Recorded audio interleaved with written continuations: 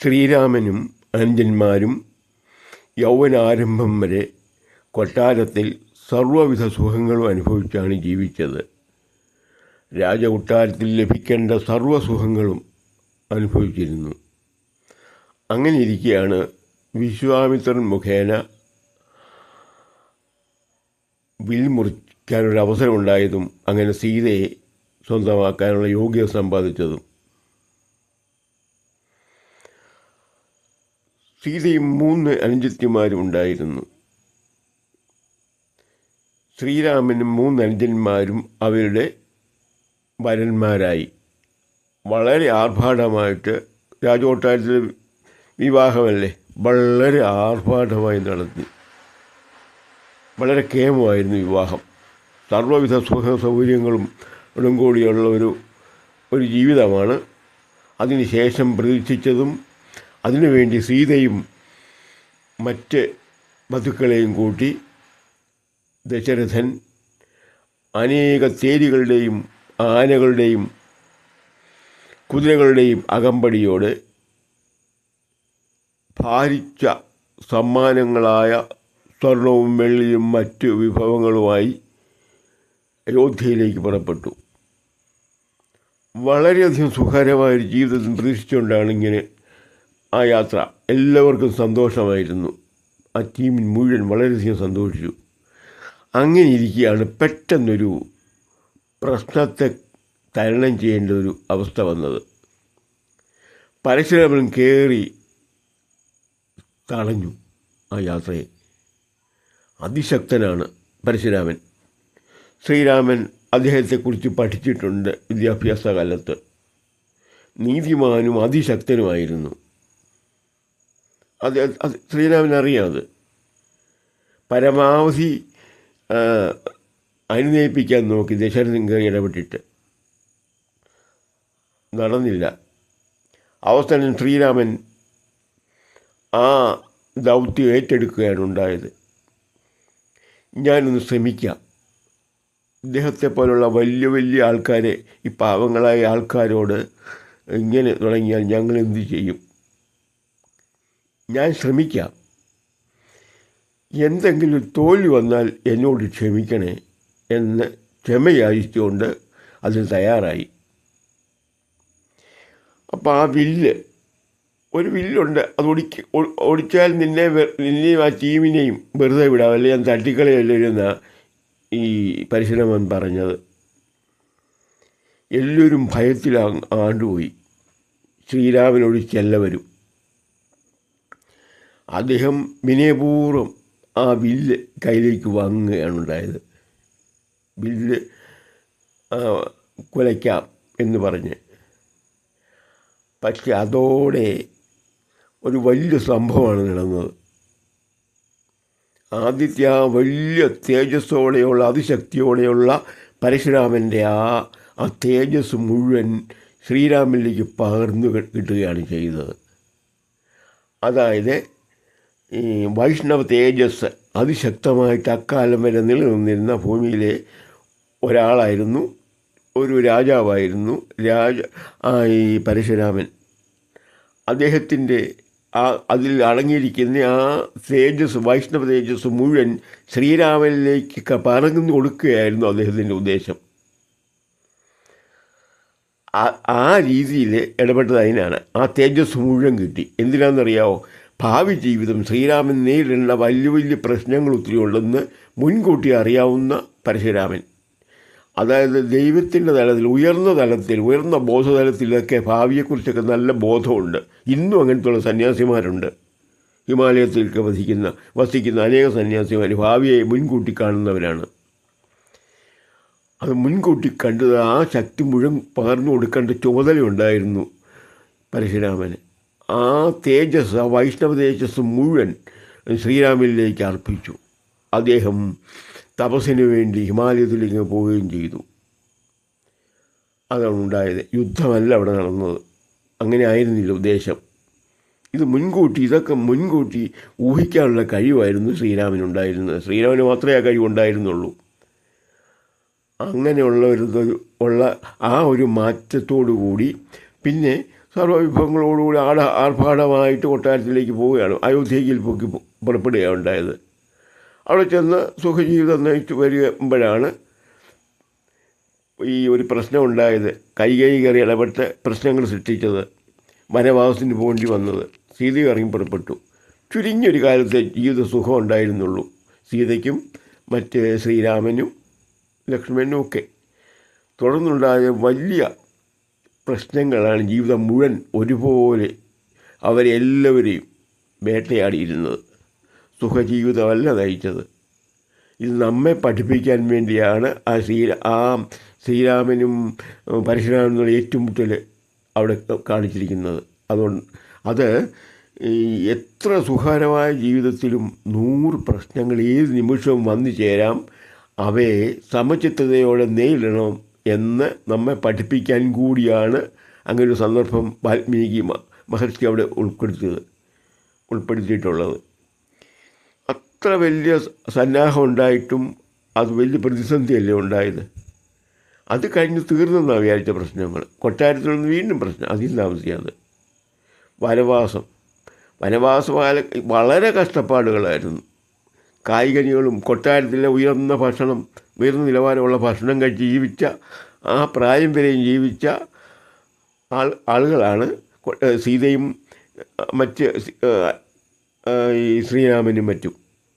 പിന്നീട് മുഴുവൻ കാട്ടുപഴങ്ങളും കാട്ടുചോലയിലെ വെള്ളവും കാട്ടുകിഴങ്ങുകൾ ചുട്ടതൊക്കെ കഴിച്ച് അങ്ങനെ വനവാസം കഴിഞ്ഞ് എല്ലാ കഷ്ടപ്പാടും സഹിച്ച് അവസാനം 14 വർഷത്തിന് ശേഷം 14 വർഷം തികയുന്ന ദിവസം വീണ്ടും കൊട്ടാരത്തിലെത്തി. അഭിഷേകം കഴിച്ചു, രാജഭാരം ഏറ്റെടുത്തു, നന്നായിട്ട് ഭരണം തുടങ്ങി. അപ്പോഴാണ് അടുത്ത പ്രശ്നം. അതുവരെയും ഇടയ്ക്കിടയ്ക്ക് വലിയ പ്രശ്നങ്ങളെ അഭിമുഖീകരിച്ചത്. സീതയെക്കുറിച്ച് അപഖ്യാതി പറഞ്ഞു തുടങ്ങി നാട്ടുകാർ. സീത 1 കൊല്ലം രാവണൻ്റെ കീഴിൽ കഴിഞ്ഞതാണ്, ഗർഭിണി ആയിട്ടുണ്ട്, അത് അവിഹിത ഗർഭമാണ്, അത് ശ്രീരാമനെ പോലൊരു പോഴനായതുകൊണ്ടാണ് ഇത് സമ്മതിക്കുന്നത് എന്നൊക്കെ പറയാൻ ആളുണ്ടായി. അങ്ങനെ സീതയെ ഉപേക്ഷിക്കേണ്ടി വന്നു. ഉപേക്ഷിച്ച് എവിടെയാ? രാജകൊട്ടാരത്തിൽ നിന്നും കൊണ്ടുവിട്ടത് വാൽമീകി മഹർഷിയുടെ ആശ്രമത്തിന് സമീപമാണ്. അയോധ്യ രാജ്ഞിയല്ലേ, അത് രാജ്ഞിക്ക് ഉള്ള എല്ലാ സൗകര്യങ്ങളും കൊടുക്കേണ്ടതാണ്, കൊടുത്തില്ല. പക്ഷേ ആശ്രമ ജീവിതം വളരെയധികം ആസ്വദിച്ചാണ് ഗർഭിണിയായിരുന്ന സീത കഴിച്ചത്. ആ സീത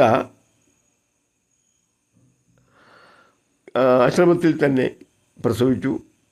യോഗിനികളായ സ്ത്രീകളുണ്ടായിരുന്നു, അവർ പ്രസവമെടുത്തു. ബാക്കിയുള്ള ശുശ്രൂഷകളെല്ലാം അവർ തന്നെ ചെയ്തു. ആശ്രമത്തിൻ്റെ അന്തരീക്ഷത്തിൽ കുട്ടികൾ വളർന്നു, ലവനും കുശനും. അത് അവർക്കാരും ഒരു പ്രശ്നം കൽപ്പിച്ചില്ല. വനവാസികളോടൊപ്പം ജീവിച്ചതാണെന്നൊന്നും പ്രശ്നമില്ല. അക്കാലത്തെ രാജകുമാരിയാണ്, കൊട്ടാരത്തിലെ രാജ്ഞിയാണ് വനത്തിൽ വന്ന് ഈ വേടൻ്റെ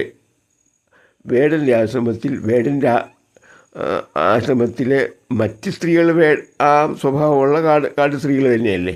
മഹർഷി അങ്ങനെയല്ല, ദൈവതുല്യരായി കഴിഞ്ഞു വാൽമീകി. അത് നോക്കിയാലും മറ്റ് ആൾക്കാരുടെ പരിചയമില്ല, അവരുണ്ടാക്കുന്ന ഭക്ഷണമൊക്കെ അല്ലേ തയ്യാറാക്കി കഴിച്ചത്. അപ്പോൾ അക്കാലത്ത് ഈ ചാതുർവർണ്ണത്തിൻ്റെ ഗാംഭീര്യം ഇന്നത്തെ അർത്ഥത്തിലല്ലായിരുന്നു എന്ന് അതുകൊണ്ട് തന്നെ നമുക്ക് മനസ്സിലാക്കാം. ലവകുശന്മാർക്ക് ആരെങ്കിലും ഒരു അക്കാലത്ത് അതിന് ശേഷമോ എന്തെങ്കിലും ഒരു ഭ്രഷ്ട് കൽപ്പിച്ച് കണ്ടോ? അവർ രാജാക്കന്മാരായിട്ട് മുന്നോട്ട് പോയി. വനവാസികളോടൊപ്പം അവരുടെ പരിചരണത്തിൽ അവർ കൂട്ടുകാരായിട്ട് അവർ തയ്യാറാക്കി ഭക്ഷണം കഴിച്ച് അങ്ങനെ ഒന്നിച്ച് ജീവിച്ചവർക്ക് ഒരു കുറവുമില്ലായിരുന്നു. ഒരു കുറവ് അവരാരും കൽപ്പിച്ചിട്ടില്ല, ലോകത്തിലാരും കൽപ്പിച്ചിട്ടില്ല ഇന്നേ വരെ. കാരണം ചാതുർവർണ്ണയം വെറും തൊഴിലിൻ്റെ ഇന്നത്തെ ഡോക്ടർ സമൂഹം വേർതിരിഞ്ഞിരിക്കുകയല്ലേ സമൂഹത്തിൽ നിന്ന്. സാധാരണ മനുഷ്യനുമായിട്ട് അവരിപ്പോൾ ഇടപഴകുന്നുണ്ടോ? ഇല്ല. കാരണം അവർ തൊഴിലിൻ്റെ ആവശ്യമാണ്. പോലീസുകാർ പൊതുജനവുമായിട്ട് ഇടപഴകിയാണോ ജീവിക്കുന്നത്? അവിടുത്തെ ഉയർന്ന പോലീസുകാരും അങ്ങനെ മറ്റ് പോലീസുകാർ കുറച്ച് ലോഹ്യം, അതും കേസ് പിടിക്കാനുള്ള സൗകര്യത്തിന് വേണ്ടിയിട്ടാണ് അവർ ഈ മനുഷ്യനോട് ലോഹ്യമൊക്കെ കാണിച്ചെന്നൊക്കെ വരും. ആ കുറ്റവാളിയെ കണ്ടുപിടിക്കാൻ അവർക്കറിയാവുന്ന കാര്യങ്ങളൊക്കെ അവർ പ്രയോഗിച്ചെന്ന് വരും. കുറ്റവാളിയെ കണ്ടുപിടിക്കാനത് എല്ലാവർക്കും എല്ലാവരോടും ഇടവഴി അപ്രകാരമുള്ള ഒരു വേർതിരിവ് മാത്രമാണ് ഈ ഭാരതത്തിലുണ്ടായ 7500 കൊല്ലം മുമ്പുണ്ടായ ഈ ചാതുർവർണ്ണയം. അത് ഈ ചാതുർവർണ്ണയത്തിൻ്റെ അതിൻ്റെ ഈ വികൃത രൂപമുള്ളത് 1200 കൊല്ലം മുമ്പാണ് ഇന്ത്യയിൽ. അത് കേരളത്തിൽ വന്നിട്ട് 1000 കൊല്ലമായുള്ളൂ. അതിന് ശേഷമുള്ള പ്രശ്നങ്ങളേ ഉള്ളൂ ഇവിടെ. അതിനു മുമ്പ് ഇവിടെ സമൃദ്ധമായിരുന്നു ഭാരതം. ഒരു കുഴപ്പമില്ല, അത് വളരെ സമൃദ്ധമായിട്ട് കഴിഞ്ഞു പോന്നിരുന്ന ഒരു രാജ്യമാണ് ഭാരതം. 1200 കൊല്ലം മുമ്പാണ് ഈ ഈ ഈ ഇതിൻ്റെ വികൃത രൂപം പ്രാപിച്ചത്. നമ്മൾ ഇന്നുമില്ലേ എഞ്ചിനീയർമാർ, ഡോക്ടർമാർ, അവരൊക്കെ വകുപ്പായില്ലേ നമ്മൾ കാണുന്നത്. എന്നതുപോലെ തൊഴിലിൻ്റെ അടിസ്ഥാനത്തിൽ വേർതിരിവ് മാത്രമാണ്. അത് പിന്നീട് പതിത്വം കൽപ്പിച്ച തൽപര കക്ഷികൾ സ്വാർത്ഥത കൂടി വന്നിട്ട് കാണിച്ച കൂട്ടിയ വിക്രിയകളുടെ ഫലമാണ് ഭാരതം 1000 കൊല്ലം അനുഭവിച്ച എല്ലാ പ്രശ്നങ്ങൾക്കും കാരണം.